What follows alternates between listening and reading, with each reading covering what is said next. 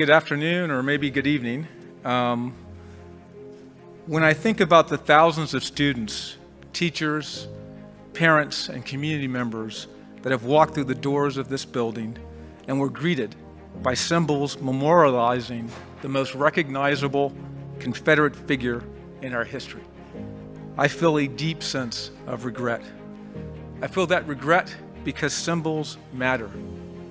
That imagery had an impact on those individuals, and there's nothing that I or any of us can do to take that back. Those impacts have been felt most by our neighbors of color. As we grapple with the possibility of changing the name of the district in which we sit right now, the Lee District, one of my constituents said it best, and I quote, "These symbols send signals that at one point in our history, we were seen as commodities, not as human beings." She went on to explain how difficult it is for her as an African American to send her sons to school, only to have them come home and ask, "Why do I have to look at symbols and signs that tell me that I don't matter?" She continued, "If you want better outcomes, and you want to close the education gap, then tell them that they matter. Send signs that tell them that going to school means something, and that one day they could grow up and be a supervisor in this community."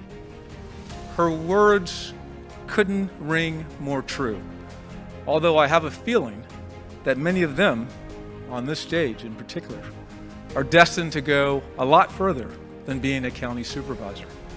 But I can't imagine a symbol that better embodies the passion, commitment, and aspirations of her comments than the life of Congressman John Lewis. Now when these students come back and walk through these doors, members of our community as well, they won't be greeted by a symbol that memorializes and normalizes the injustices of our past, but rather celebrates the perseverance that overcame those injustices. It is that legacy, that symbol, that our students will look to now.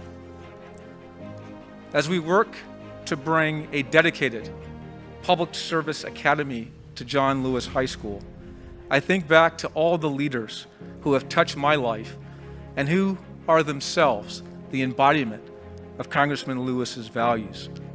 From my own grandparents, who raised me and taught me the value of community and of honoring my commitments, to Congressman Jerry Conley, who showed me firsthand the values of listening, empathy, and action in public service.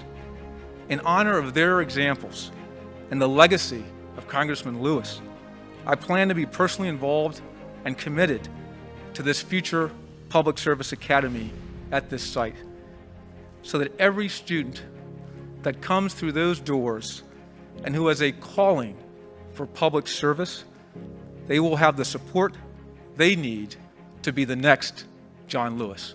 Thank you.